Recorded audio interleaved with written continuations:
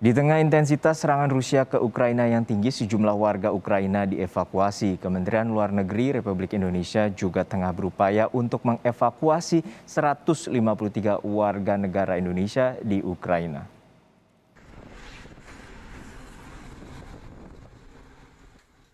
Rusia terus melancarkan serangan ke Ukraina dengan target lapangan terbang dan fasilitas bahan bakar. Sejumlah rudal Rusia membombardir kota Vasilkiv, Ukraina, yang ada di barat daya ibu kota Kiev hingga mengakibatkan depot minyak terbakar. Serangan udara Rusia juga menyebabkan meledaknya pipa gas alam di kota Kharkiv, kota terbesar kedua di Ukraina. Sementara itu, warga Ukraina terus mengungsi ke sejumlah negara tetangga. Mereka melintasi perbatasan menuju ke Slovakia untuk menghindari perang. Sedikitnya 150.000 orang telah meninggalkan Ukraina sejak invasi Rusia ke Ukraina dimulai. Tak cuma warga Ukraina, warga Indonesia juga dievakuasi. Pemerintah Indonesia melalui akun media sosial Kementerian Luar Negeri menyatakan telah mengevakuasi 25 warga Indonesia ke Rumania. Tim evakuasi Kementerian Luar Negeri juga tetap mengupayakan seluruh warga Indonesia keluar Ukraina. Total, ada 153 warga Indonesia terdata berada di Ukraina. Seluruh WNI dievakuasi melalui jalan darat ke Polandia dan Romania.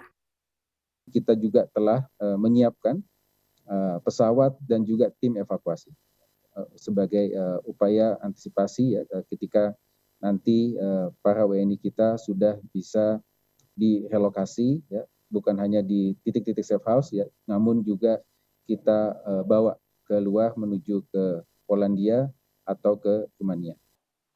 Sementara itu, demi menghentikan invasi Rusia terhadap Ukraina, Uni Eropa, Inggris, Amerika Serikat, dan Kanada menyetujui untuk memblokir Rusia dari sistem perpesanan di balik transaksi keuangan antar bank internasional atau SWIFT. Artinya, seluruh transaksi keuangan internasional Rusia bisa terhenti dan bisa berdampak instan pada akses dana perang Putin.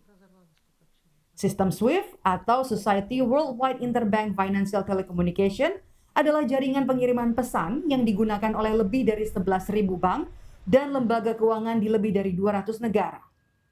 Uni Eropa dan negara barat lain juga akan membekukan aset kalangan oligarki Rusia di pasar keuangan Uni Eropa. Tak hanya itu, Amerika Serikat menjatuhkan sanksi baru kepada Presiden Rusia Vladimir Putin dan Menteri Luar Negeri Sergei Lavrov. Amerika dan sekutunya meminta Rusia membayar harga ekonomi dan diplomatik atas invasi ke Ukraina. Sanksi lainnya adalah larangan perjalanan bagi Putin dan jajaran pemerintahannya. Second, we will stop Putin from using his war chest. We will paralyze the assets of Russia's central bank. This will freeze its transactions, and it made it impossible for the central bank to liquidate assets. And finally, we will work to prohibit Russian oligarchs from using their financial assets on our markets.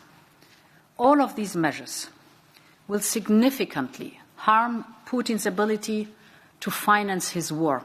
He was just sanctioned. We just made a decision in coordination, in close lockstep with the Europeans, to sanction him a head of state. That is a very rare step to take.